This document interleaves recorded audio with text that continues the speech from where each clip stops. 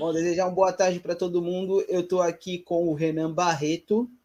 Deixa eu aumentar aqui ele. Oi, galera. O Renan Fala. Barreto aqui, que é da White Vortex, correto? É isso aí, Elton. Bom, prazerzão estar aqui Beleza. com vocês, ter essa oportunidade de bater esse papo contigo. Beleza. A gente está participando hoje aqui da Semana de Ciência e Tecnologia do Parque Tecnológico. A gente está gravando aqui com o Renan. Vai passar aqui algumas das vivências dele como desenvolvedor e etc. E aí a gente vai estar conversando aqui muito sobre. Você é carioca, né, Renan? Sim, eu sou daqui de Niterói, quer dizer, carioca, né? Eu moro no estado do Rio de Janeiro, eu fico aqui em Niterói, bem pertinho ali do Rio. A gente está ligado aqui pela ponte, né? Ah, legal. Então você pode se apresentar aí, Renan, e Claro, muito claro. obrigado por você ter aceitado o convite da gente aí para trocar essa ideia. Eu que fico feliz mesmo de receber, de poder conversar com vocês. Bem, eu comecei minha carreira, na verdade, até como professor, né, universitário. Depois produzi alguns livros e mangás, publiquei eles. Então, eu queria trazer um pouco mais dessa vivência, né, de contar histórias para dentro também dos jogos, né? Então, assim, a minha especialização também acaba sendo em cinema, então eu quis misturar um pouquinho das duas coisas, né? Então, acho que eu consegui trazer, né, entender as dificuldades, na verdade, quando você vai produzir um jogo, pensando realmente na história, um jogo com história, né, de início, meio e fim. Mas a gente vai falar um pouquinho mais sobre isso ao longo do nosso papo. E também entender como é que é um trabalho linear, né, em termos de produção, né, de contar essa história, e um trabalho não linear, né, que aí é realmente onde a gente entra mais na parte do jogo em si. Mas, assim, no geral, é um pouquinho aí de quem sou eu, né? E o que eu acabo fazendo. A gente começou, na verdade, a White Vortex, né? Na verdade, esse White Vortex é até uma brincadeira com o próprio elemento dos jogos que a gente começou. Somos eu e um grande parceiro meu, o Thiago. E por conta disso, na verdade, a gente batizou o estúdio, né, com esse elemento do jogo também, que a gente vai falar um pouquinho do Hidden Shelter um pouquinho mais à frente. Mas, de qualquer forma, assim, o que eu acho que é legal deixar claro, né, que assim, trazer esse lado do contador de histórias tradicional, no sentido da linearidade, né, da produção, e trazer para o jogo, né? Porque o jogo é uma loucura depois quando você vai produzir realmente, né? Você tem que pensar em milhões de coisas, em quais são desde efeitos, passando pela estética que você vai trabalhar, criação de personagem e por aí vai. Mas assim, acho que esse é um bom primeiro passo aí para a gente bater um papo. Pô, muito legal, cara. Assim, eu já, através de alguns amigos, eu conheci o trampo de vocês, achei muito bacana. E eu queria que você me falasse aí, como é que foi que você começou com essa ideia de fazer games? Porque, pelo que eu entendi, você não era muito da área, né? Acho que fazer jogo é sempre o sonho de quem joga, né? Eu acho que o sonho de quem nasceu, especialmente ali, não nasceu, né? Mas viveu aquela era de ouro do PlayStation 2, do PlayStation 1, que teve ali seu Super Nintendo e tudo. Todo mundo ficava fascinado pelo jogo por si, né? Não só pela diversão que ele proporcionava, mas com a maturidade que os jogos foram tendo, especialmente ali no final da década de 90, início dos anos 2000, e entender que ali era um meio de contar a história, né? De ter uma experiência que você até então você tinha mais especificamente em jogos com gráficos um pouco mais rudimentares, devido até à questão tecnológica, mas você consegue trazer ali, especialmente na década de 2000, e é lógico, né, para frente, gráficos parecendo filmes, né, ou desenhos animados profissionais, e trazer essa parte da história. Então, todo esse fascínio que eu sempre tive pelos jogos, né, foi uma forma de eu pensar o seguinte, de que eu poderia contar histórias, né, contar realmente, passar as mensagens que eu queria passar, que fosse através dos livros, dos quadrinhos que eu desenhava, que eu produzia, mas também para dentro dos jogos, né? Então era uma forma audiovisual que eu queria trazer e, lógico, que eu tive que esmiuçar um pouco mais o trabalho, já que minha área é um pouco mais de literatura e cinema, acabei embrenhando aí no desenvolvimento de jogos e, sinceramente, depender de mim, eu não paro mais, não. Pô, que legal, cara. Você falou que fazia mangás, né? Trabalhava com isso e, Sim, tipo... sim.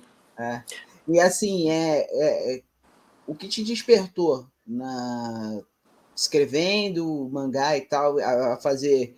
a partir para os jogos, porque geralmente as pessoas que são da área dos jogos, ou elas vêm da área de TI, ou é de uma área completamente da área da computação, cara da literatura que escreve o português corretinho, que não esquece assim, porque é o que rola, né?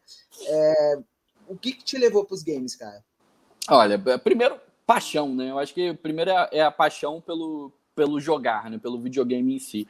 Então, acho que isso foi o primeiro passo, né? Foi a primeira coisa que realmente falou, não, esse é o caminho que eu gostaria de seguir. E o outro é que realmente você falou, faz todo sentido, né? Normalmente é uma pessoa de TI, de alguma área correlata que vem trabalhar, e eu vim das letras, né? Mas é porque eu desde cedo, né, eu entendi os jogos não necessariamente como uma área fechada para a tecnologia, né? Sem você ter toda a criação de mundo, a criação de histórias, de dinâmicas, nem tudo isso passa necessariamente pelo programador, né? Não que o programador não seja fundamental, né? Ele enquanto figura, é fundamental para acontecer o jogo. Mas eu acho que tão fundamental é entender que a criação de jogos, né, ela está muito além da criação realmente de uma pessoa que vai distribuir esse trabalho, mas entender que ela é a horizontalidade do trabalho. Você precisa ter o artista, assim como você precisa ter o roteirista, /escritor, /contador de história, chame como achar melhor. Você vai precisar ter o programador, vai precisar ter o pessoal da música, e entender que todos eles vão ser extremamente importantes para a construção do jogo.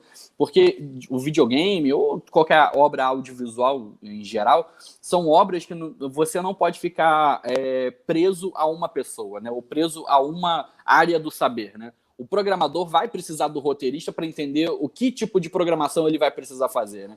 Que tipo de adição ao gameplay ele vai precisar fazer para atender a história geral que está sendo contada naquele jogo. Então, acho que, independente da área da palavra, né, da literatura, acho que foi importantíssimo buscar esse conhecimento mais voltado para a área mais técnica, tecnológica, né, nesse sentido de programação. E também não sou nenhum exímio programador, aprendo todos os dias, mas acho que quando você começa a construir, né, o seu mundo, né, que você escreveu, que era só palavra, que era só tinta ou pixelzinho ali no Word, e se transforma realmente num mundo vivo, com NPCs andando, com interações, com o início, meio e fim de uma quest que você acabou de adicionar porque viu alguma coisa diferente no cenário que até então você não tinha escrito no roteiro. Eu acho que tudo isso tem a magia de fazer o jogo, né? Eu acho que é fundamental você ter paixão primeiramente também, né? Pô, cara, o que você falou aqui é uma das coisas mais bacanas, assim. Que bom que você tem essa visão de que o game é uma área multidisciplinar, né? Do fato de você ser da área de letras e tal, escrever, professor, e ter essa paixão pelo game, porque geralmente as pessoas acham, para fazer game você tem que ser programador. E necessariamente não é, você precisa de várias disciplinas. No caso, o cinema, né? Que você falou também que você é da área de cinema.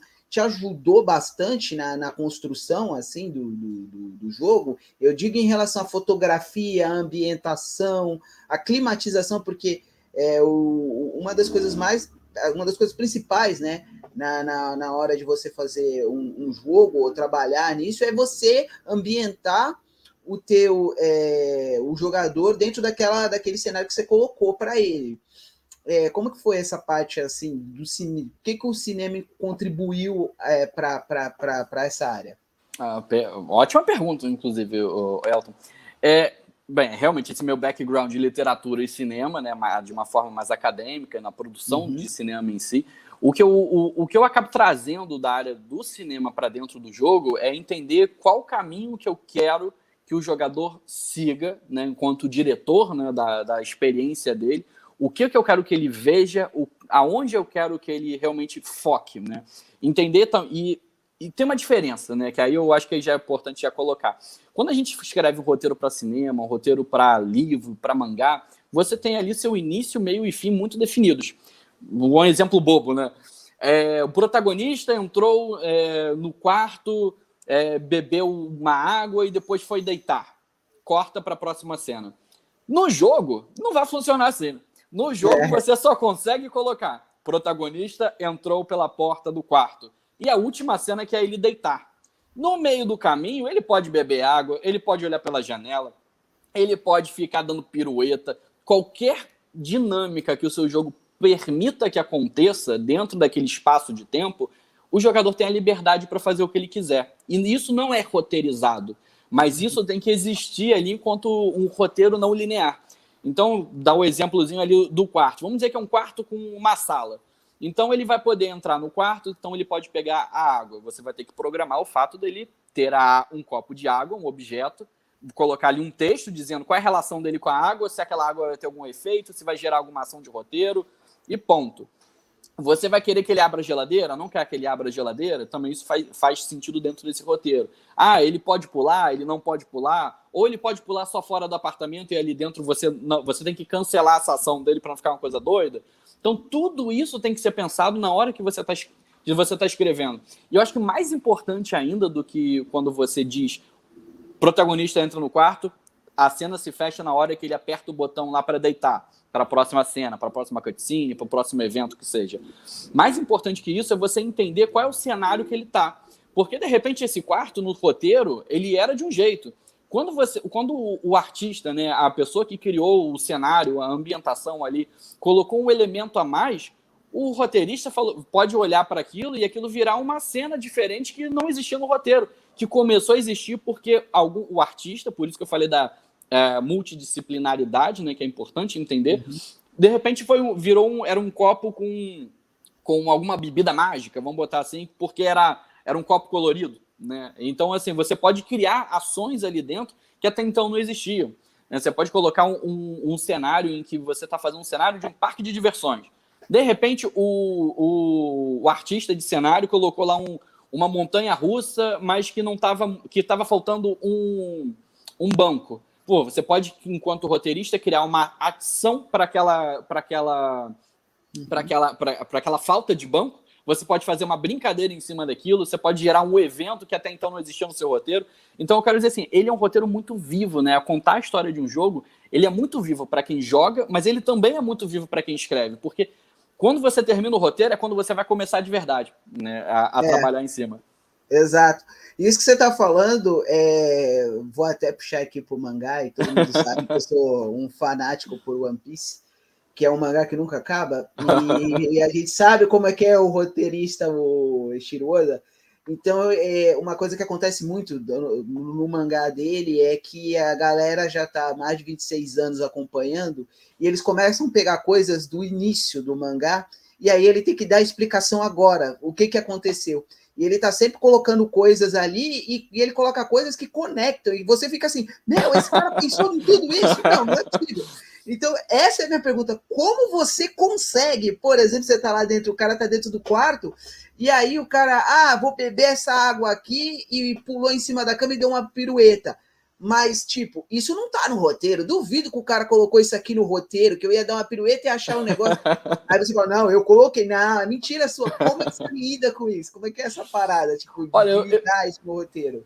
Eu vou te dizer que, assim, existem duas coisas, né? Especialmente quando a gente está falando de jogo, né? No mangá, ou no livro, ou até mesmo no filme, o espectador, né, ele tá ali de uma forma passiva, né? A gente pode entrar na filosofia de que ele está sendo ativo no sentido de estar interagindo com ele mesmo enquanto está assistindo, digerindo a informação, mas de certa forma ele está assistindo, né? Ele não está jogando, ele não tá interferindo na ação do ator, né? Enquanto ele tá agindo no filme, ou o personagem enquanto está agindo no livro.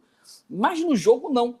No jogo, ele tá o tempo todo ativo ali. Então, se ele for de um lado para o outro, foi uma escolha dele, dentro das possibilidades do jogo, obviamente. Mas o que pode acontecer é, às vezes, você realmente colocar essas brincadeiras a mais como parte do roteiro, como possibilidades, mas às vezes simplesmente não é nenhuma possibilidade. Eu já cansei de ver gente jogando os meus jogos, fazendo coisas que eu não sabia que dava para fazer, né? Porque eu não fazia ideia. É porque não tá no roteiro, você não consegue escrever isso, né? Da vez de você colocar lá, o personagem é o herói. Beleza, ele é o herói, você colocou que ele é o herói, mas a galera acha que ele é um vilão e que ele tem que fazer coisas que não tem nada a ver. E você fala, nossa, cara, real, por que eu não pensei nisso? E no próprio Hidden Shelter, né, que é o nosso jogo aqui de terror, né, foi a nossa primeira experiência, ele veio de um curta-metragem que eu tinha escrito já há bastante tempo, e eu queria transpor portá-lo para dentro de um jogo, né? E essa foi a experiência que eu queria que as pessoas entendessem e vissem. Muita gente achou que era um jogo de terror de horas, né? Que você ia passar fazendo um monte de coisa, multiplayer, mas não. Era uma experiência mais curta que eu queria que a pessoa entendesse ali numa jogada só. Tipo, umas 2, 3 horas. Tem gente que termina em uma, né? Tem gente jogando em stream que termina rápido. Mas aí o que eu quero dizer com isso é que ali dentro tem um monte de coisas que eu não imaginei que a pessoa ia fazer, né? Que na hora de testar eu falei, não, tá tudo certinho, podemos subir com o jogo. Então, ótimo. Quando eu fui descobrir, tinha gente batendo com a cabeça e vendo o que acontecia do outro lado da porta. Falei, não sabia nem que isso era possível fazer. Aí a gente teve que parar, reprogramar todas as portas para evitar que a pessoa batesse com a cabeça ali, ou parar a ação de bater a cabeça, que a gente não imaginou que fosse possível, que alguém ia ficar jogando, batendo com a cabeça na porta. Exato, por exemplo, de você criar, por exemplo, eu vi o jogo de vocês, até antes de até falar um pouco mais dele, vai muito do que a gente está falando, né, do olhar do contador de história dentro dos games, por conta de que você é o cara que está contando aquela narrativa ali, é a sua narrativa. Só que a sua narrativa necessariamente não é a mesma narrativa do cara que está jogando.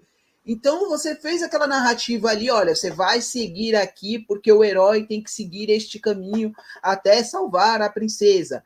Meu, mas se eu não quiser salvar essa mina, tudo bem, eu vou ficar rodando aqui, trocando ideia com o chefão e fazendo minhas paradas.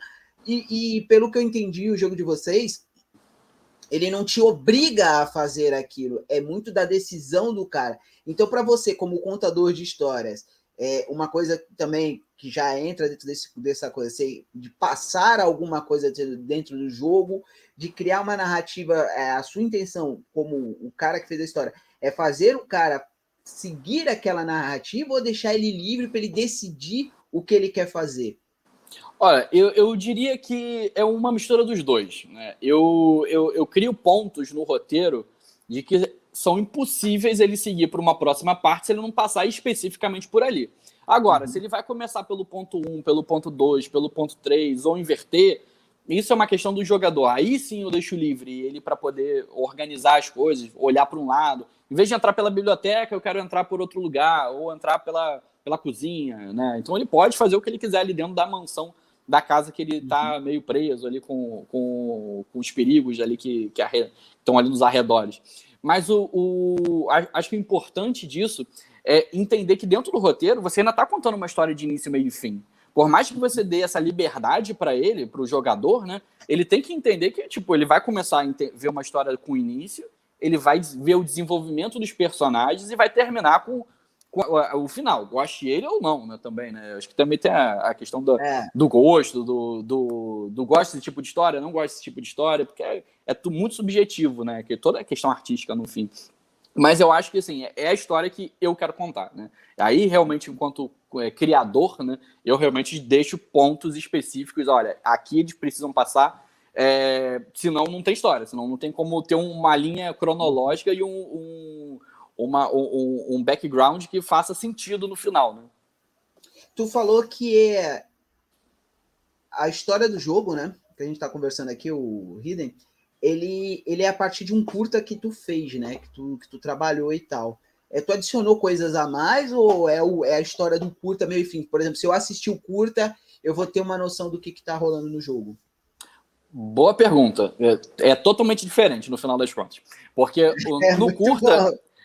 porque no curto eu tenho momentos, né? Ele realmente é curtinho, então eu tenho momentos. Agora, para eu preencher o jogo inteiro, eu tive que adicionar um monte de cena, né? Mas cenas que faziam sentido ainda, né? Com a experiência que eu queria que a pessoa sentisse. E até uma coisa engraçada, né?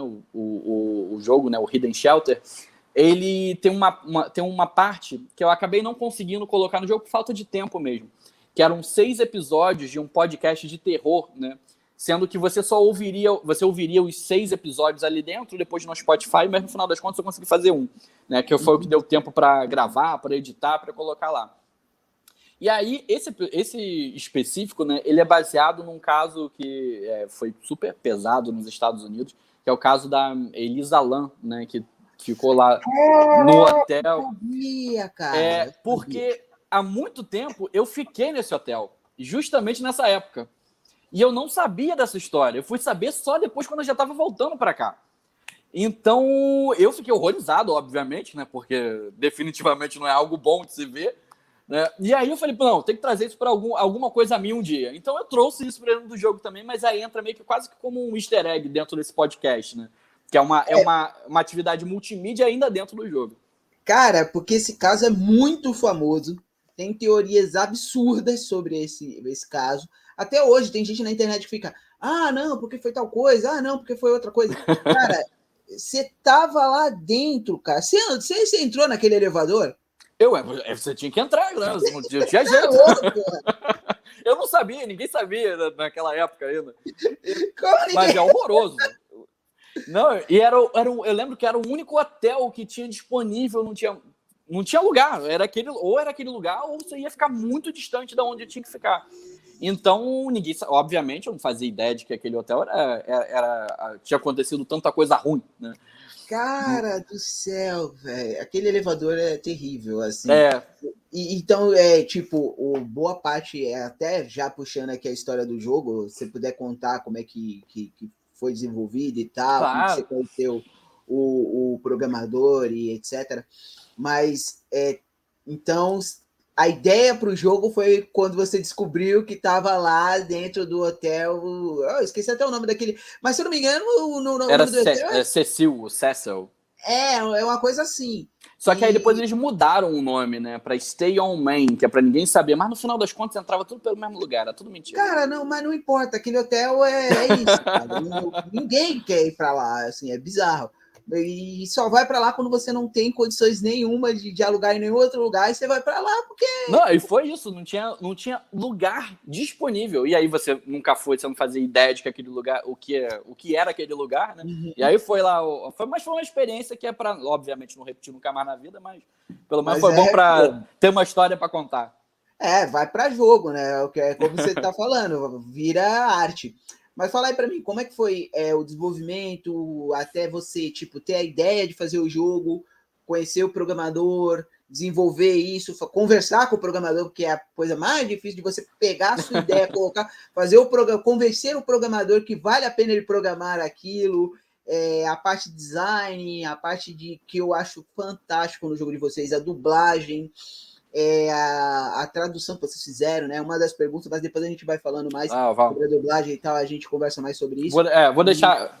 Pode falar. É mais sobre isso, como é que foi o início do jogo, né? Claro. Bem, eu lembro que eu peguei do roteiro, né? Obviamente, do roteiro do curta, que ele, na verdade, a ideia original ainda é, no futuro, tentar transformar isso numa série, né? Então, tem uns roteirinhos, está tudo guardadinho para a gente poder trabalhar isso mais à frente. Voltando para a parte de cinema, né? Não ficando só na parte do jogo. A ideia é trabalhar realmente mais no futuro com uma questão mais multimídia da história, porque tem pano aí para manga bastante ainda para contar. Mas a ideia original eu queria contar uma história que tivesse início, meio e fim, mas que fosse um final que as pessoas ficassem um pouco... Como é que eu posso dizer? Pô, tipo, acabou? Foi aqui mesmo? Acabou? Agora no ápice você termina? Né? Tipo Sopranos, né? Termina lá com a tela preta. Essa foi a intenção. Eu sei que tem muita gente que me xinga por conta disso, mas foi intencional.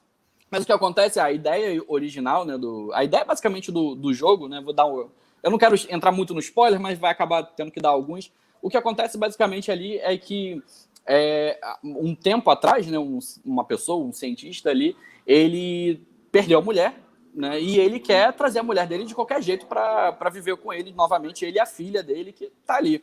Então ele acaba se tornando uma pessoa muito super protetora da filha, né, que tem um namorado que acaba ele não deixando ela ver com mais frequência, começa a guardar as cartas que ela manda, vai guardando em um local para não deixá-la saber, trocar essa correspondência com o namorado dela, e nesse meio tempo ele quer trazer a mulher dele de volta. Então ele cria uma máquina e ele cria a teoria do White Vortex, né, até por isso do estúdio, que ele entende que existem duas realidades paralelas, né, que se sobrepõem. Então ele entende, né, que ele consegue conversar com a mulher dele dessa outra realidade, né, para trazê-la para dentro da realidade dele. Então ele cria uma máquina, que acaba não dando certo, né, com as coisas que ele gostaria de fazer, real, né, que era trazer a mulher dele, explode, dá um erro grotesco lá na máquina, e aí ele não consegue fazer mais nada.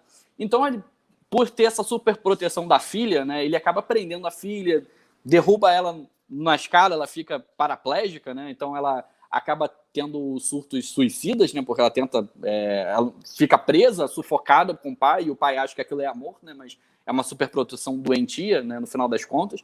E nesse momento que essa máquina explode, dá um erro nas duas realidades, né? Então, a filha dele, que ele prende num dos quartos, né, acaba se tornando o grande algoz dele também. E, enfim, acaba dando um erro lá e ele vem a ser assassinado pela própria filha, que até então já deixou de ser uma pessoa, né? Ela se transformou numa coisa, né? Num monstro mesmo. E ela fica vagando pela casa em busca do namorado dela. Né? Ela não sabe se o namorado dela está vivo ou não, mas ela é um monstro que tenta encontrar o amor dela que perdeu. E nesse momento que essa realidade é quebrada, né, pelo menos nesse minuto, né, nesses segundos que acontece isso, vem o clarão, que é o início do jogo. Que são 3 amigos, né, vindo pela estrada, e na estrada vem esse clarão, que na verdade é o momento que acontece essa questão desse choque de realidade, desse white vortex, e o motorista some, que é o amigo que estava dirigindo. Então eles batem na estrada, né, acabam tendo um acidente, e ficam esses 2 amigos tentando encontrar esse amigo que realmente sumiu. Mas no final das contas, né, desse caso específico, nada mais, nada menos do que o amigo, na verdade, ficou na outra realidade e eles seguiram. Né? Então eles, na verdade, estão em realidades diferentes.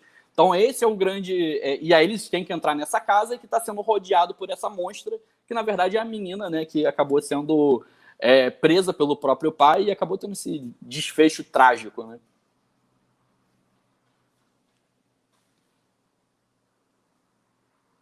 Só não tô te ouvindo. Tá. Olha, Agora eu tô desculpa, te ouvindo. agora eu esqueci de desmutar. Então, assim, eu gostei bastante da história, do contexto que você conta aqui e tal. Você falou muita coisa do jogo e, tipo, mesmo você falando, eu quero saber o que vai rolar nisso daí, porque eu já tinha uma teoria em relação aos personagens e tal.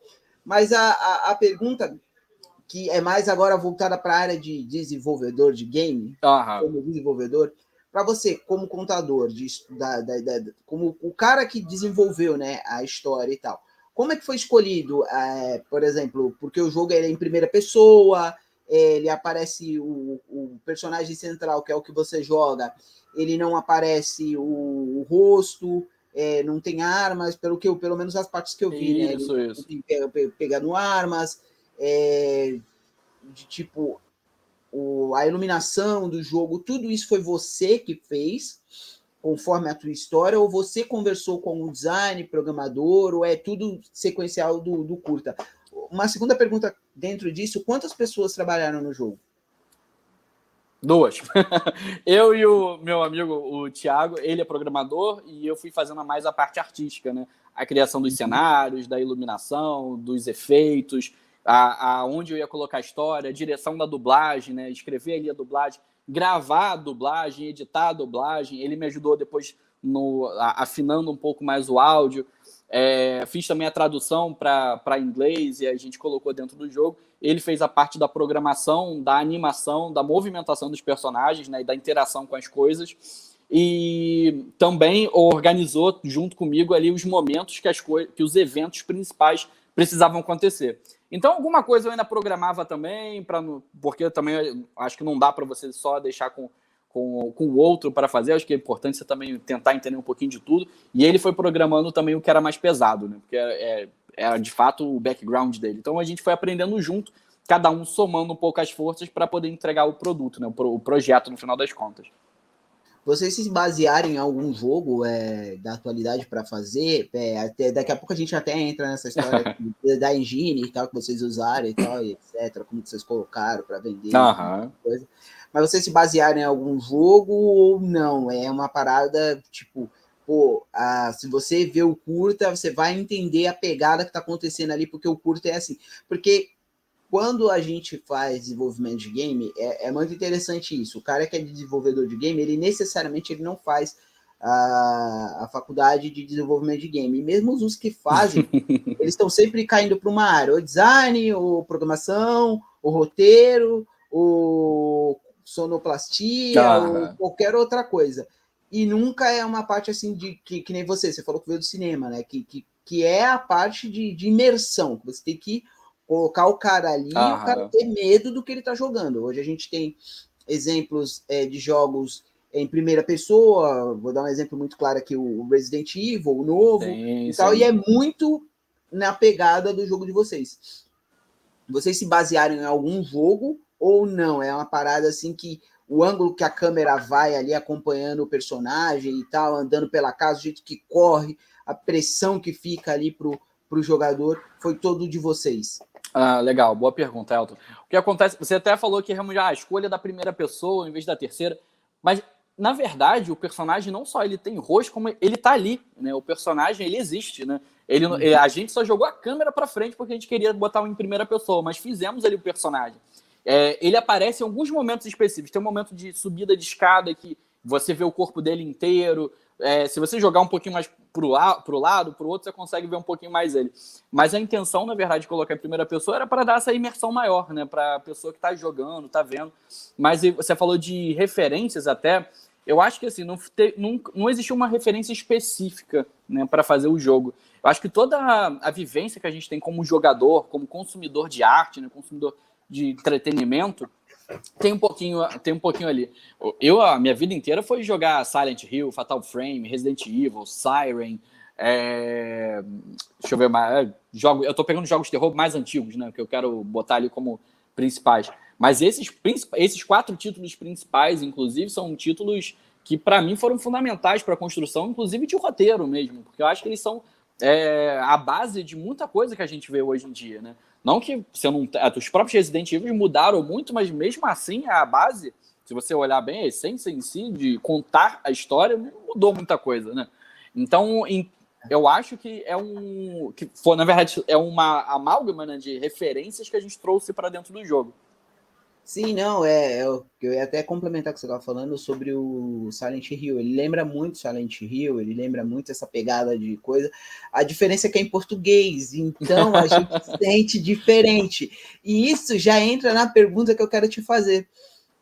Por vocês terem feito o jogo, né? Toda a descrição do jogo, a gente vai lá, tá tudo em inglês, e ele ter legendas em inglês, espanhol, né? Se eu não me engano. Isso. Em inglês e espanhol.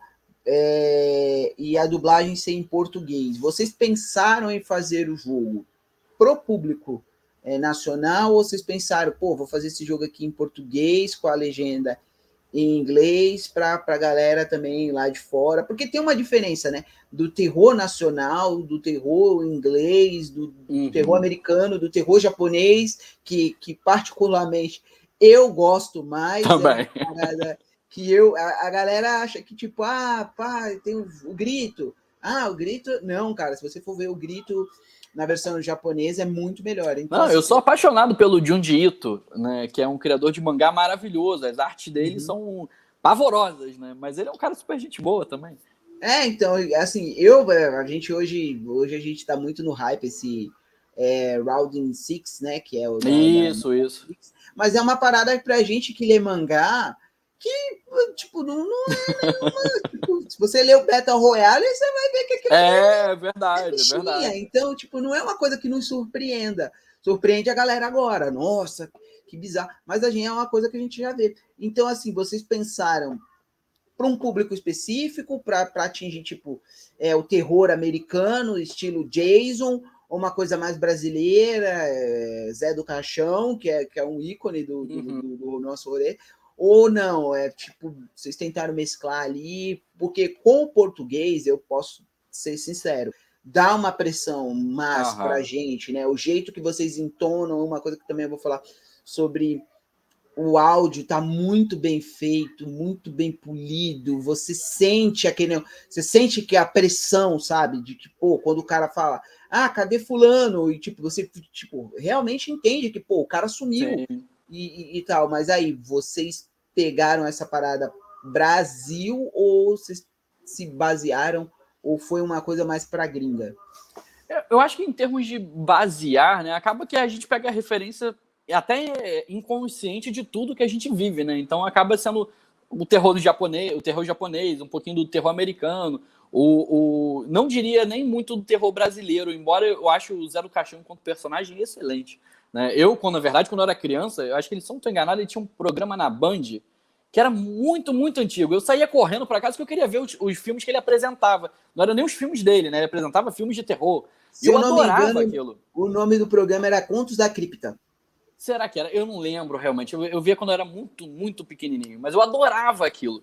Né? Então, a imagem do Zé do Caixão, para mim, é uma imagem muito bacana, né? Enquanto personagem, tudo. Tava até para fazer filme aí do Eli Wood, né? Sobre o Zé do Caixão. Mas aí, em relação a referências, eu acho que tem muito mais a ver com a referência de tudo que a gente vive e consome.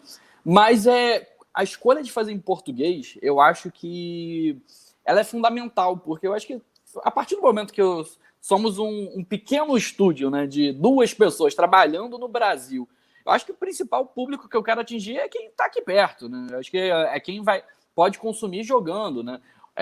Jogando e entendendo. Eu sei que tem muita gente lá de fora que às vezes me xinga horrores. Esse jogo tem português, não tem dublagem em inglês. Detestei o jogo porque não tem dublagem. Eu falei, é verdade, não tem dublagem em inglês, não vai ter dublagem em inglês. Infelizmente, se quiser, podem pagar mais que a gente faz. Mas com o budget total de nosso, né? Nosso budget, né? Basicamente, todo o orçamento foi a gente que foi desenvolvendo, foi usando para comprar equipamento, usando para fazer mais coisas, para pagar a licença daqui, comprar um asset ali. Então, são coisas que realmente vieram da gente. Então, acho que toda produção que nós viermos a fazer, a nossa preocupação maior é estar em português. O inglês é uma consequência, uma necessidade até para você poder atingir um mercado global e outros idiomas de acordo com a possibilidade de orçamento. Né? Mas, em termos de estar em português, eu queria muito fazer dublado. Né? Eu não queria fazer dublado com inglês de brasileiro, né? Para fazer tem que ser inglês de americano, de um britânico. Eu não quero pegar o inglês o inglês brasileiro para dublar. Então a ideia de fazer o português foi essa. E basicamente ali eu peguei amigos nossos, né, que quiseram fazer junto e falar, pô, top fazer. Um deles, inclusive, é um grande parceiro meu mesmo, o Guilherme. E o Guilherme foi, inclusive, o Tunico do Chocolate com Pimenta, lá da novela. Né? Então, assim, ele por si só era o único ator de verdade. Né? Cara, eu sabia que tinha uma voz ali que eu amigos. conhecia. Eu sabia que tinha uma voz ali que eu conhecia, cara. E assim, uma coisa que eu achei muito bacana da dublagem, e eu acho que é o que todo mundo fala, principalmente nos comentários que eu li sobre o jogo, é o time, cara. Vocês têm o time certinho de fazer as coisas, sabe? Não é aquele negócio, corra, aí 5 minutos depois o cara... Não, corra, é urgente. Vai agora. Corre, garoto, sai da frente. Tem uma parte lá que foi numa gameplay que eu vi, né? Que ele chega num corredor aí fala, corre, garoto, corre, garoto. E umas caixas de papelão saem voando e tal, e o cara morre. Meu, o cara ficou umas 5 vezes ali, e eu falei, mano, corre, velho. Corre. Tipo, o senso de urgência, você não tem que ficar ali, é pra ir mesmo. Mesmo você assistindo a gameplay em casa e, tipo, fazendo outras coisas, você fica, mano, por que esse cara não correu? O negócio tá com umas caixas voando e você fica, caraca, mano, sai essas caixas, sai. Tipo, isso não é normal, isso você não devia estar aí. E você vê que na dublagem tem esse time, não é aquele negócio que muitas vezes acontece em dublagens, né, que o cara pega do inglês e tal. Vocês conseguem passar o sentimento que o cara tá sentindo ali naquele momento, né? E aí você fala, até o desafio da dublagem, na verdade, é um pouco desse, né? Porque a gente grava por pessoa, não necessariamente eles estão gravando falando um com o outro, né? Então a gente, na hora de dirigir a dublagem, tem que falar, olha, você tem que falar dessa forma porque você está respondendo a alguém. Ou agora você tem que falar mais esbaforido porque você acabou de correr. Né? Então, assim, se você não deixar esses tons muito bem pontuados no texto, a pessoa não vai saber como é que ela vai dublar. E ela tá dublando sozinha, né? E às vezes não dublando uma cena atrás da outra. Às vezes eu tô começando numa cena lá, a cena 27, e depois eu venho pra cena 3. Né? Então são coisas que são desafios, mas acho que no final funcionou a contento. Não, ficou muito bacana. E quais foram as principais dificuldades? A gente sabe que a gente mora no Brasil para desenvolver um jogo aqui. Uma coisa que é muito importante, eu acho que você da área de cinema que já produziu curta-metragem sabe a importância de leis de incentivos que a gente tinha aqui no país e hoje não tem mais. É algo que lá fora é muito recorrente. A galera acha que para fazer filme lá fora a galera tem dinheiro e tal. Não é. É uma parada de tipo, você vem gravar aqui na minha cidade que eu te dou uma grana para você gravar o filme aqui e a cidade é conhecida. A gente tem vários casos aí de gente querendo visitar, por exemplo, a Filadélfia por causa do filme do Rock. E na verdade o cara chega lá, não tem. O cara sobe e não. Cadê? Cadê o negócio do Rock? Não tem, cara. Como não tem? Saca? Então, os caras ganham muita grana. Então, como foi para vocês, um estúdio de 2 pessoas, conseguir financiar o jogo do jeito que ele tá? Vocês fizeram na Unreal, né? Porque Isso. A gente que é desenvolvedor sabe, para você fazer um jogo na Unreal, é caro pra caramba, e você tem que ter uma máquina boa, o polimento, você tem que contratar um design, mas pelo que eu entendi, o design também foi você, né?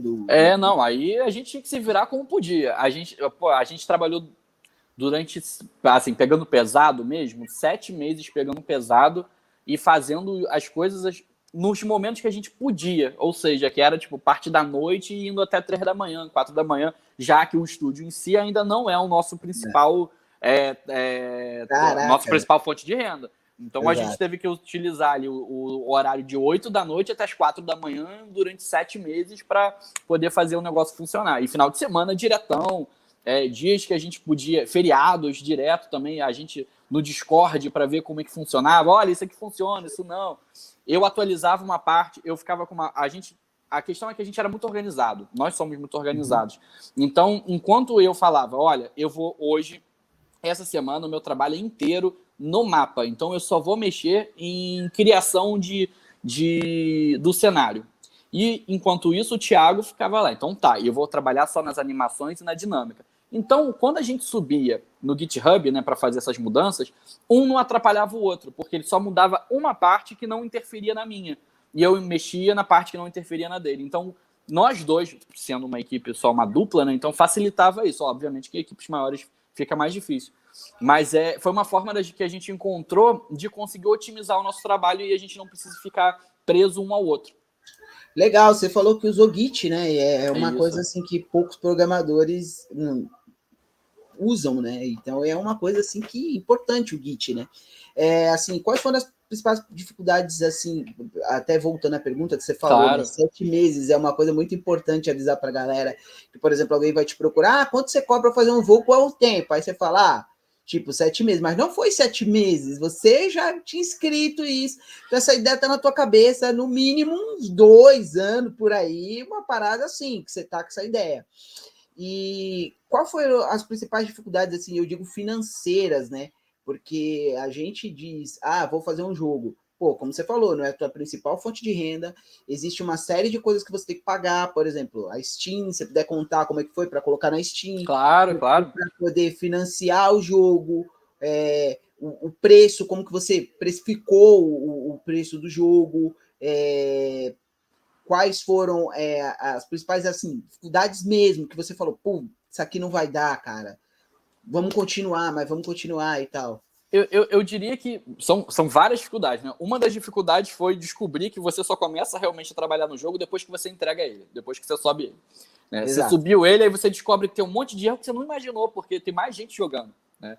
Então, assim, de certa forma isso foi bom, porque a gente buscava corrigir os erros tão logo as pessoas avisavam, mas eu acho que assim, uma das coisas realmente é o orçamento, porque o nosso orçamento basicamente foi a gente que investiu. Então a gente investia o que a gente tinha, a gente foi melhorando os nossos computadores, fomos melhorando realmente as coisas para que possamos... para que a gente pudesse, na verdade, né, trabalhar com Unreal, porque o Unreal é pesadíssimo para você trabalhar em alta qualidade. Né? Não é uma engine fácil de você trabalhar. A gente ficou... Antes de começar esses 7 meses, a gente já estava 2 anos usando o Unreal, né? Para começar, então, a fazer. Por isso que eu falei, né? Tipo, você falou 7 meses, eu falei 7 meses, mas a gente sabe que não é 7 meses. Você fica 2, 3, 4 anos desenvolvendo com aquela ideia na cabeça, até você colocar no papel, depois do papel jogar para a engine e aí financiar tudo isso. Mas E aí o que a gente fez também foi assim, vamos utilizar os talentos que a gente tem, né? Coisas que a gente pode não gastar dinheiro. A dublagem, a gente chamou alguns amigos nossos, né? Então, vamos trabalhar com eles? Vamos trabalhar com eles. A gente gravou, fizemos as coisas com eles, numa boa. A parte de assets, de coisas que a gente não vai modelar. Né? Eu não vou modelar uma árvore se eu tenho uma árvore que eu posso comprar e colocar ali, né? Não faz sentido tendo 2 pessoas para fazer isso. Então, vamos comprar um pacote de árvores. Vamos comprar um pacote de árvores. Ótimo. Agora vamos comprar um curso para aprender a fazer melhor a iluminação. Vamos estudar mais iluminação. Então, preciso criar um monstro. Só que esse monstro eu não quero perder tempo fazendo. Então, eu quero pagar um artista para me fazer esse monstro e eu, no caso, o Thiago, fazer as alterações que ele queria dentro dele. Pintar umas veias de preto, fazer umas coisas diferentes nela para virar o personagem que a gente queria ou chegasse próximo ao que a gente gostaria. Então, assim, são gastos que, assim, acabam sendo muito grandes para uma placa de vídeo boa, né? Não é barata, né? Então, a gente sabe que uma placa de vídeo que está marcada com Corsa, né? Então, fica realmente complicado para você comprar várias. Você escolhe, né? Então, realmente, precisamos. Então, todo esse trabalho realmente foi complicado e a gente sabe que foi custoso, né? Foi bastante custoso fazer o jogo. Mas em momento nenhum a gente pensou que esse jogo, por exemplo, ia ser um jogo que a gente ia levantar todo o financeiro do estúdio, ia pegar um escritório, fazer tudo. Porque, na verdade, o que a gente mais queria era fazer com que as pessoas jogassem, né? Gostando, não gostando, achando legal, não achando legal. O que a gente mais queria é que as pessoas jogassem. Tanto é que o valor em dólar ele é bem mais caro do que o valor que a pessoa vai pagar em real. O valor em real é muito mais barato do que a simples conversão, porque a gente fala, não, se eu estou fazendo para o público brasileiro, eu quero que as pessoas joguem. A gente botou acho que, se eu não estou enganado, acho que estava R$14,90 ou mais barato, acho que R$8,90, uma coisa assim. Não era muito caro para um jogo que a gente fez. A gente sabe que poderia ser um pouco mais caro a venda dele, mas a gente estava querendo realmente focar com que as pessoas jogassem e conhecessem o trabalho, né? É isso que a gente queria fazer. A gente entendeu mais o jogo como uma experiência que as pessoas poderiam contribuir com a gente e conhecer a nossa nova marca, né? Somos novos também enquanto marca, então a gente também queria que as pessoas conhecessem o nosso trabalho. Então foi mais por isso, né, que a gente fez esse. Obviamente que os próximos jogos a gente já tem planos de negócio já desenvolvidos para organizar melhor, tem jogos maiores que a gente quer desenvolver e a gente sabe a estrutura e o orçamento necessário. E aí você falou sobre a questão de financiamento público em relação a jogos, entender como parte da cultura. Se você for pensar bem, The Witcher, né, CD Projekt, ele foi desenvolvido com muito fundo público. Então, assim, você está pegando uma marca enorme que poderia, inclusive, ter no Brasil. Marcas enormes saindo daqui e indo para fora, sendo reconhecida mundialmente, não por um estúdio que pudesse produzir com esses fundos, né, com esse orçamento, poder produzir conteúdos que poderiam ser aí conteúdos globais, né, não só regionais. Embora eu acho super bacana, inclusive válido você fazer coisas relacionadas à cultura brasileira para poder exportar, mas não acho que esse tem que ser o único, como é que eu posso colocar? O único elemento para fazer você conseguir, por exemplo, ou um dos elementos principais para você conseguir fazer conseguir financiamento público, né? Porque tem muito disso, tem que falar sobre a cultura brasileira. Você consegue falar sobre a cultura brasileira de milhões de maneiras dentro do jogo. Uns jogos até muito antigos, né? Um era Shadow Hearts 3, né? Era um jogo de RPG muito antigo, ali da meados da década de 2000. E aí ele tinha uma cena que ele se passava no Rio de Janeiro, no Jornal dos Esportes, que tinha a ver com um caso em Chicago, jornalista de Chicago. E aí o Jornal dos Esportes tem lá tinha, né? As suas folhas rosas, né? Rosas mesmo, todo escrito, mas tudo em rosa. E ali o jogo mostrava. Aí eu quero dizer o seguinte, que mesmo o jogo lá de fora conseguiu mostrar algo da cultura brasileira de uma forma bacana. Então há maneiras de se fazer isso de forma inteligente que não seja só tacando folclore, né, na tela.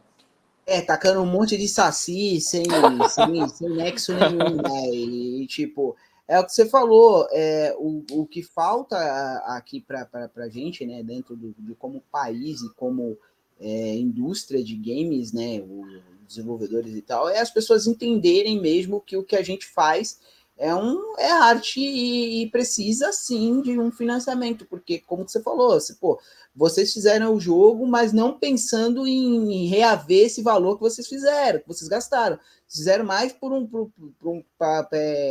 olhar de experimento, né? De ver como que ficaria a tua obra, o trabalho que você fez Isso. dentro de uma outra mídia, né? Que é o que a gente fala de games, dos games. Quais são os planos aí para vocês agora que o Hilden Shelter, que é a coisa mais difícil para a gente, desenvolvedor, é terminar o jogo. Porque sempre tem alguém, vai ter 2, vai ter 3, eu acho que aquele cara tinha que... Você falou, ele acaba de uma maneira meio estranha, tipo, tela preta, bum. E aí, quais são os próximos planos? Vocês pretendem continuar o jogo, levar eles para BGS? Porque, graças a Deus, tomara que possa ter BGS. Vai ter ano que vem, vai ter. Ainda vai ter Vocês 2 dias a pretendem... mais, gente. Vai ter 7 dias de evento. Então, vocês pretendem levar ele? Quais são os próximos planos da White Vortex aí para gente? Não, sem dúvida vai estar na BGS do ano que vem, isso com certeza. E agora a gente está, na verdade, trabalhando em 3 projetos, né? Só que de uma forma organizada, né? E aí, um deles é o jogo de RPG que a gente está produzindo agora. Na verdade, eu acabo ficando mais. Na tela aqui? Esse que está na tela aqui. Então, eu desenho todos os sprites, desenho todos os assetzinhos para colocar no mapa, escrevo toda a história. Então, esse realmente estou fazendo sozinho. Né? O Thiago me ajuda muito mais com a parte do Hidden Shelter, e a parte do RPG eu acabo produzindo mais. E ele acaba, na verdade, a ideia é que espero eu que ano que vem esteja pronto, porque, por exemplo, tem 200 NPCs. Eu devo ter feito... são 200 NPCs com 12 posições diferentes, outros que andam, mas são mais 12. Inimigos com 36 poses. Então, assim, é muito trabalho, né? Muita coisa que eu vou desenvolvendo. Esses dias mesmo eu fiquei parado só produzindo. Agora eu estou escrevendo mais coisas para dentro. Mas já era, por exemplo, esse foi muito bacana, inclusive você falou lá no início, é que eu preparei uma apresentação de 200 slides para eu mesmo poder lembrar todos os detalhes que eu precisava colocar. Caraca! Né? E a história comecei a escrever em 2006. Então eu retrouxe ela, retrabalhei. Caiu, eu acho que caiu. Opa! Simplesmente caiu aqui o... Não, tranquilo. É tranquilo, tá de boa. E quando eu vi que tinha caído, aí eu falei, deu ruim. Mas você estava falando sobre que você tinha feito 200 slides para... Tá. Então eu sigo daí, para deixar aqui, para facilitar o corte. Não, então tranquilo, pode continuar, tá tranquilo. É normal, cara, a gente está nesse rolê aí de pandemia, essas coisas aí, então é normal. Não apareceu ninguém pelado correndo, tá de boa. Não, tô tranquilo. Então, eu produzi 200 slides, né, para eu poder lembrar o que realmente eu queria colocar, já que era uma história que eu tinha feito em 2006. Então, com isso, eu fui trazendo um pouco dos detalhes, redesenhando. Eu passei desenhando todos os personagens de novo, à mão mesmo, depois trazendo para o tablet, jogando para dentro do computador, retrabalhando cada um deles. Então, assim, é um trabalho que, por exemplo, eu já estou 1 ano e meio fazendo. Né? Mesmo que eu estivesse fazendo o Hidden Shelter, eu ainda estava nesse. E esse eu estou fazendo realmente sozinho. O Thiago, que é o meu amigo, grande parceiro, programador, ele está trabalhando comigo realmente numa segunda edição do Hidden Shelter, na sequência, já para a ideia é para o ano que vem, mas vai depender aí de questão de tempo também. Mas a gente pelo menos já tem um bom escopo de trabalho, já pensando baseado no feedback das pessoas. E um outro projeto que realmente é muito maior, que na verdade a ideia é que ano que vem eu tenha pronto só o protótipo, que é uma coisa que se deixar vai levar realmente alguns anos, né? Mas aí exige um financiamento maior. E esses são os trabalhos que a gente está desenvolvendo aí pelo menos para 2022. Pô, cara, muito legal, cara. Eu fico feliz aí de poder já saber. Eu ainda não joguei o jogo, eu tô vendo as gameplays, assim, porque também você sabe como é que é, tipo, tempo para a gente que desenvolve jogo, tem tempo para jogar, é difícil, é complicado. E a gente é aquele negócio, a gente começou a jogar, a gente não para, a gente tem que ficar até zerar. Então, eu ainda não tive tempo, mas assim que eu tiver tempo, eu já vou jogar, pelo menos o Hidden Shelter, que eu gostei bastante, eu quero ver o que acontece depois disso. E uma outra coisa que já meio que já estamos quase estourando aí 1 hora, o papo tá muito legal, cara. Podia ficar mais, eu acho que você tem coisa para fazer. Sabadão, aí no Rio, o bicho pega, né? Não sei como é que é aí, não sei como é que tá. Não, tem uma criança presa aqui no quarto e daqui a pouquinho ela precisa ser solta. Não, imagino. Mas como é que faz para a gente saber mais dos teus trabalhos? Não só dos games, mas a parte de mangá, livros, etc. Como que a gente consegue ver aí, acompanhar mais o teu trampo? Basicamente, eu estou tentando resumir bastante coisa dentro do próprio site, né? É whitevortex.com.br. É basicamente isso, só escrever lá Eu vou deixar no aqui, quando a endereço, gente claro. for fazer a edição, já vou deixar aqui já para a galera acompanhar. Ótimo.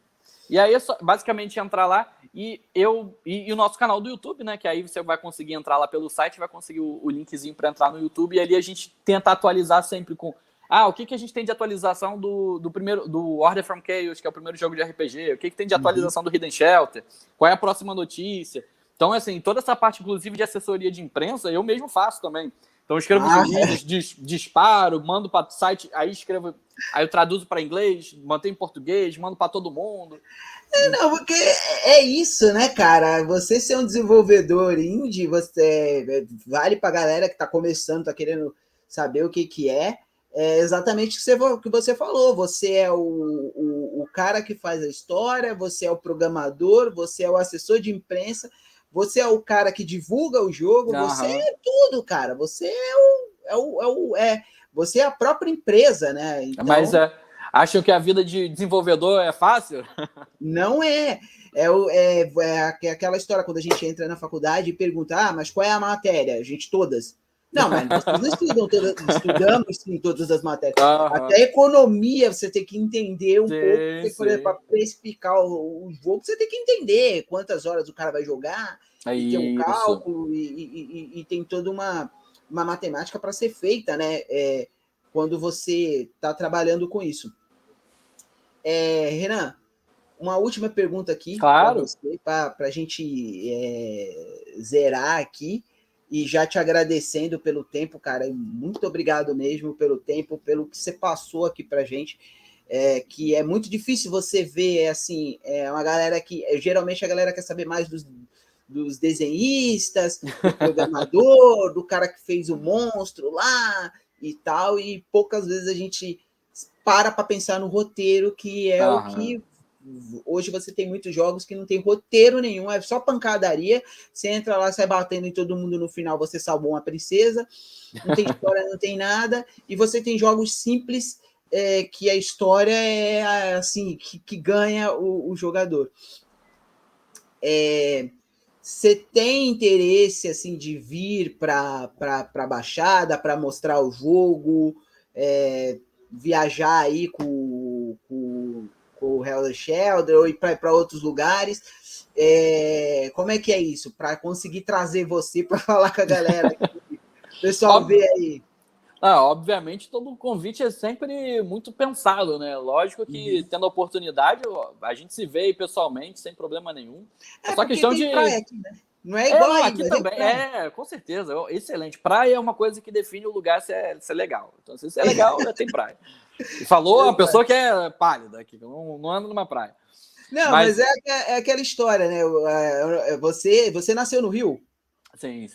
Então, a gente que nasce próximo ao mar tem um pouco de dificuldade de ir para lugares que não tem. E mesmo você não passando um dia ali na frente, eu não sei o que é, cara, mas é uma coisa assim, por exemplo, você deve atravessar a ponte direto, né? Então você atravessa o mar direto, igual nós aqui em Santos, quando a gente vai para algum lugar, a gente atravessa o mar. Então é uma coisa que, uma relação meio maluca que você tem, né, com isso. Então é uma parada. Se tem praia, é tranquilo, eu tô aí. Mas até uma coisa engraçada, mas talvez não tenha... Aliás, não tem nada a ver com game no geral, mas tem a ver com vida mesmo, né? A gente trata muito mal a natureza, né? Mas no final das contas, a gente paga muito caro, né, para estar perto da natureza, né? Tanto é que as casas perto da praia são mais caras, as casas perto de lugares com mais árvores acabam sendo mais caras dentro de lugares urbanos, né? Então, a gente, na verdade, está sempre apegado à natureza sem prestar atenção. Isso, inclusive, é uma das coisas que eu coloco muito nos jogos de RPG, né? Tipo, essa questão mais ecológica, que acho que é importante também a gente frisar ele até como uma mensagem, né? Tipo, não Exato, queimem nossas árvores. exato. E é uma coisa que hoje é muito importante a gente colocar como desenvolvedor de game, como criador de conteúdo, como pessoas que hoje podem fazer uma obra que vai interferir na vida da pessoa, como é o meu caso, por ser trabalhar com logística a vida toda, ter mudado para a área de games aos 30 anos, e a galera olhar assim e falar, mas por que você fez isso? E foi por causa do One Piece. Então, tipo, Legal. uma obra real, assim, é muito louco, assim. Legal. Eu mudei a minha chave por conta de One Piece. E você, como criador de conteúdo, criador de obras e tal, deve ter essa mentalidade de, pô, meu, eu estou escrevendo algo aqui com um moleque, vai ler e vai se inspirar e vai fazer Aham. alguma coisa a partir daqui. Para você, como é que fica essa responsabilidade? Assim, é algo que você leva muito a sério, tipo, não, eu tenho que passar isso aqui para esse cara que ele vai ler e daqui ele vai se tornar uma pessoa legal. Eu não posso dar um exemplo, ser babaca, o cara, tipo, vou ler isso aqui, que ser babaca é legal. Não, tipo, como é que fica isso para você? Eu vou tentar responder, né, sem falso moralismo, né? Eu acho que eu tenho um filho de 4 anos, né? O molequinho que se deixar ele igual o Tasmania, daqui a pouco tá correndo pela casa. Mas eu acho que até mesmo depois que você vira pai, você entende que toda palavra tem que ser bem colocada, né? Ela tem que ser bem empregada, né? Então, isso eu tento passar para ele todos os dias, né? Mostrar que cada palavra você pode interferir em alguém, em algum sentimento, né? Você pode ferir alguém, você pode levar alguém a fazer algo, né? Então, assim, dentro da arte, né? Que seja dentro de um jogo, dentro de um filme, ali a gente está representando pessoas, né? Não só os arquétipos, né? Mas pessoas mesmo, experiências que as pessoas vivem, né? E até por isso que dentro da literatura, filme, jogo, as pessoas acabam tendo muita empatia em relação àquelas vivências que então elas não viveram de verdade, mas o fato delas terem essa experiência ao assistir, ao jogar, ao ler, acaba de certa forma incutindo dentro, né? Então, lógico que a gente, enquanto criador, obviamente, a gente sempre vai tentar mostrar uma forma bacana de se viver, de se mostrar o que é certo, o que é errado, mas eu sempre deixo essa régua moral passar para quem está assistindo, né? Nunca para o que eu estou fazendo. Exato, Então, eu tento mostrar, lógico, em todas as ações, em tudo que eu faço, em tudo que eu produzo, é tentar mostrar um lado bom das coisas de uma forma bacana. Mesmo fazendo um jogo de terror com cenas pesadas e coisas estranhas, sim. mas mostrar que tipo, o próprio amor pode ser prejudicial se mal dosado. Você proteger alguém não significa enclausurar, né? Então, assim, são coisas que... Esses exemplos que você está falando é uma coisa que eu percebi muito no jogo, de tipo, o cara sumiu e tal, o cara tá buscando ele porque ele é o irmão, mas o outro não é nada do cara e não tá nem aí, tipo, ó, vamos embora, vamos se livrar do problema. Então você coloca essas questões, às vezes a gente até fala, jogo e isso influencia ou não, mas dentro do próprio jogo ele tem questões ali bem filosóficas que você, tipo, moral do cara, tipo, e decido isso, não decido aquilo, e é bem o que você falou, de não querer colocar para o cara o que ele tem que fazer, quem é certo, quem é errado. Porque, até voltando aqui no Oda, eu não sei se você leu One Piece. Não, eu vi só o iniciozinho, eu ainda tenho só 1.300 e tantos episódios para ver. Você tem muito louco, cara, você não tem noção. One Piece é um negócio assim, você tem que ler o mangá, ler as histórias de capa, assistir o anime e ainda assistir alguns fillers. Então é muita coisa para fazer, é muita coisa. Eu tô te dizendo porque eu tô nessa vida aí há 10 anos. Nossa! Não é brincadeira, é 10 anos disso. E o engraçado é que dentro da obra dele, ele deixa muito claro que, tipo, são piratas contra a marinha e contra o governo, mas quem é o malvado? Depende do ponto que você tá. Às vezes você tá na marinha, você é bom. Às vezes você é pirata, você é legal. Às vezes você tá no governo e você também é bom. Então você tem que ver pelo ângulo, né, da cadeira que você está sentado. Então eu acho que isso dentro dos games é muito importante. Foi o que você falou, de não querer passar um moralismo ou algo pro jogador onde ele se sinta tipo, pô, eu tenho que fazer isso porque esse cara mandou. Não, cara, isso aqui é eu que decido, é minha vida, mas você dá o exemplo, você mostra, ó, esse cara aqui, ele não se preocupa. Esse se preocupa. Esse cara aqui tem um jeito de pensar aí. E você vai se colocando, né? Eu acho que isso que é a melhor parte, a gente, por ser desenvolvedor, acho que você tendo um filho, você sabe que seu filho vir a jogar seu jogo, o que ele vai pensar, o que ele vai tirar daquilo, eu acho que isso é muito importante, cara. Já meio que encerrando aqui com você, eu quero te agradecer demais, Renan, pelo teu tempo. Eu sei que sabadão aí é complicado, a gente está gravando aí várias intempéries. Eu não sei, aí no Rio tá chovendo? Olha, na verdade, deu umas chuviscou um pouquinho de manhã, mas agora já tá mais tranquilo. Aqui em São Paulo tá um temporal. Sério? Santos, né? Tá um temporal, tá uma loucura. Então, inclusive, até falando do negócio da carteira, né, que eu te falei que eu perdi os documentos. Eu sou um ilegal agora, não posso andar na rua, estou ilegal. Mas, assim, te agradecendo demais, cara, a presença. E a gente vai trocando ideia. Assim que tiver coisas aqui da Baixada Santista Game Dev, ou do Parque, ou de qualquer coisa aqui de Santos, a gente vai estar sempre entrando em contato com você para que você venha, passe um pouco mais da sua experiência, porque a gente sabe, sim. Conversar aqui pelo computador é uma coisa mais ir lá, ver outras pessoas perguntando, a galera, sabe, interagindo. Acho que isso é muito importante, porque é o que você precisa, né? De pessoas falarem para você, na sua cara, o que achou do seu jogo. Eu acho que experiência, assim, uma vez eu tava mostrando um jogo numa feira, chegou uma menina e falou, nossa, achei seu personagem lindo, maravilhoso, e você fica, caraca. Aí chega um moleque, não, achei uma porcaria isso que você fez. Aí você fica assim, cara, isso é um lixo, hein? Né? E assim, essa é a essência de um desenvolvedor, né? Ouvir o que a galera tá falando. Mas assim, última pergunta mesmo. Claro. Qual foi o elogio que você recebeu e a pior crítica que você recebeu, assim, não só do jogo que você fez, mas de tudo, assim, do trampo? Ah, claro. Acho que a melhor, eu diria que foi assim, foram alguns japoneses jogando, né? Compraram o jogo, jogaram, gostaram, me mandaram mensagem, falaram que foi muito legal, que eles ficaram assustados, fizeram live, não sei o que, isso foi muito legal. E eu acho que em termos de pior, tem alguns russos que publicam, cara, que jogaram. Tem uns russos que odiaram, porque falam que a dublagem, eles não entendem nada da dublagem, que devia estar em inglês, que o jogo é ruim, enfim, gosto, não posso brigar com ninguém. Mas, cara, russo russo, cara.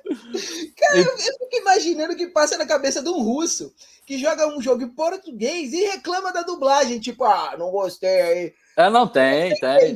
Eles falam em inglês com você? Não, eles escrevem em russo mesmo lá nos comentários. E aí eu vou falar, a pena, né? Que pena que você não gostou. Não posso agradar todo mundo, mas tem gente que gosta. Como é que você traduz? Como é que você entende que eles... Aí depois você traduz no Google mesmo, tá resolvido. Mas assim, no geral, e tem muita gente que faz crítica muito, muito bacana, às vezes umas críticas pesadas, mas que depois a gente fala, pô, é verdade, devia ter mudado isso. E aí depois a gente tenta atualizar com o que a pessoa colocou como crítica. Então, assim, a gente tenta sempre ouvir os feedbacks, né, das pessoas, do tipo, isso aqui de repente funcionou. Tem gente que critica algo que na verdade era intencional. Então isso aí eu dou uma ignorada. Mas quem critica em algo que você fala, pô, realmente eu posso melhorar o jogo por conta desse feedback, a gente pega aquele feedback com carinho, né? Não fica chateado, pelo contrário, a gente fala, pô, é verdade, ele tem razão, vamos fazer uma alteração no jogo. Cara, uma das coisas que eu achei mais legal foi isso, de levar jogo BR para os japa e para os japoneses, né? E para os russos, mas os russos é outra fronteira, é outra parada. Tipo, quando você recebeu uma crítica em russo, para mim já é um elogio, cara. Tipo, que só para eles escreverem aquela parada lá do alfabeto deles já é e também, assim, em relação ao próprio Hidden Shelter, né? Eu falo, ele basicamente, eu quis transformar um curta dentro de um jogo, né? Transformar ele realmente como se fosse ele tem mais ou menos umas 2-3 horas de jogo se você jogar direitinho, né? Mas eu realmente quis contar a história, né? Acho que era o foco principal para mim ali. E tem muita gente que acaba achando que, tipo, nossa, eu achei que eu ia jogar um o novo Silent Hill, né? Eu achei que eu vou jogar o novo Resident Evil. Não, pô, nunca me propus a isso, né? Então, tem gente... E como a gente tentou fazer uma apresentação muito profissional, tentamos fazer realmente o melhor que a gente podia, tem muita gente que achava que já, tipo, era um estúdio grande apresentando alguma coisa. Aí, lógico, né? Você esperava aqui e aí você recebeu menos do que você receberia normalmente. Mas, assim, de qualquer forma, é um mega aprendizado. A gente fica muito feliz em fazer e vamos continuar fazendo. Pô, obrigado, Renan, tudo que você fez aí, o tempo do seu tempo. Manda um abraço aí, fala aí pedir pra galera aí que vai assistir aqui de Santos e aí mais uma vez agradecendo. Não, maravilha. Então, assim, eu quero mandar um abraço aí para você, Elton. Obrigado aí pelo convite. Obrigado aí por todo mundo que está assistindo a gente. Um grande abraço aí pro pessoal de Santos. Espero poder aparecer por aí para a gente conversar aí cara a cara, né, com mais tempo, com mais tranquilidade, sem Covid, sem pandemia, para a gente poder bater Graças um papo legal. Sem máscaras, sem nada, para a galera. E eu com meus documentos podendo sim. participar e entrar, porque nem isso. Não ser um indigente qualquer. Não ser um indigente ou um ilegal. Cara, muito obrigado, valeu mesmo. Agradecendo ao Renato, da Pixel Café, que foi o cara que fez o contato aqui entre a gente. Agradecendo o pessoal do Parque Tecnológico, o pessoal da Baixada Santista Game Dev e a todo mundo. A gente vai ficando por aqui. Mais uma vez, obrigado, Renan. E galera, joguem o jogo do Renan e a gente vai deixar aqui na descrição, vai colocar um monte de coisa aqui, vai fazer as propagandas aí. Joguem e dê o feedback para ele. Mas em português, não em russo e em japonês, porque não tem condições. Beleza? Muito obrigado, Renan. Valeu!